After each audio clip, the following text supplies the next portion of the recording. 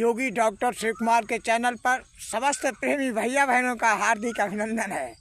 मेरे प्रेमी भैया और बहनों और माता और पिताओं, मैं आपको सुनाता हूँ अपनी बनाई प्रार्थना, जिनकी मैंने स्वयं ही रचना की है, अपनी बनाई प्रार्थना गुरुदेव की, कि गुरुदेव मुझको देना सहारा। मेरे चैनल को आप देखिए, योगी डॉक्टर शिव कुमार के चैनल को लाइक और सब्सक्राइब जरूर करते रहिए। सभी का योगी डॉक्टर शिव कुमार के चैनल पर हार्दिक अभिनंदन है।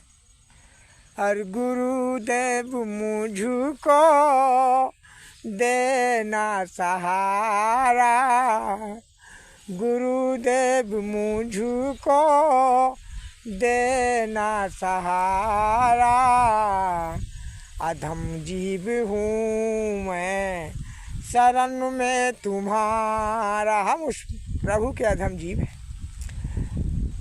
अलौकिक मुझे मार्ग अपना दिखा दो, अलौकिक मुझे मार्ग अपना दिखा दो। चमके मुझे ज्योति बिंदु पसारा, चमके मुझे ज्योति बिंदु पसारा। गुरुदेव मुझू को तू देना सहारा, गुरुदेव मुझू को तू देना सहारा। अधम जीव हूँ, अधम जीव हूँ मैं शरण में तुम्हारा। ओ एक बिंदु का सकल पसारा,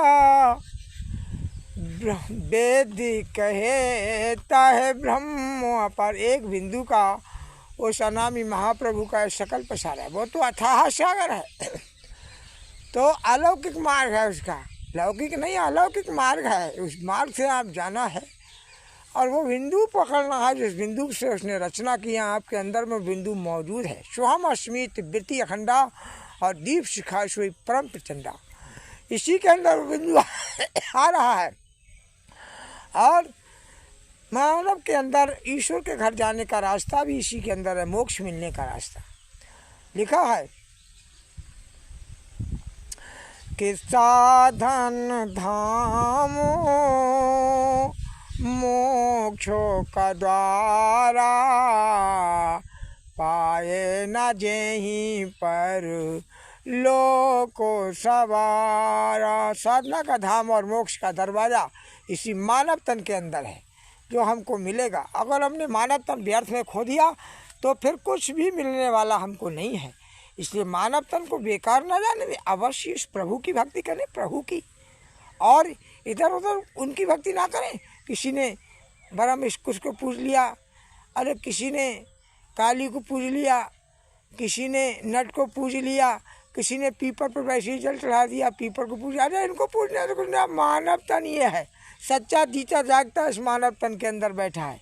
अगर तुमको महादेव की उपासना करनी है तो इस मानव तन के अंदर ये महादेव विराजमान है। आद्या माँ शक्ति यहाँ विराजमान है और नीचे भगवान नाभि चक्र में विष्णु विराजमान है, उनकी छाया है। इंद्रिय चक्र में भगवान ब्रह्मा की छाया है और नीचे गणेश चक्र है गुदा चक्र में, और यहाँ पर निरंजन है, ऊपर में ब्रह्म है और पीछे, और 10वां द्वार जो यह है, या 10वें द्वार पर पार ब्रह्म बैठा। उस पार ब्रह्म की मानसरोवर में स्नान करके हम उस अनामी महाप्रभु जो सबका सृजनहार, जिसने सारे ब्रह्म उत्पन्न किए, उसको प्राप्त कर सकते हैं। इसलिए मानव तन को बेकार न जाने दें, महाभक्ति भगवान की जरूर करें। कि नर तन पाए विषय मन देही, पलट सुधाते 60वें सुलेही। मानव तन को पाकर के हमने अगर विषय वासना में मन को लगा दिया तो व्यर्थ चला जाएगा यह जीवन। इसलिए भगवान का भजन तो जरूर करो, जरूर करो।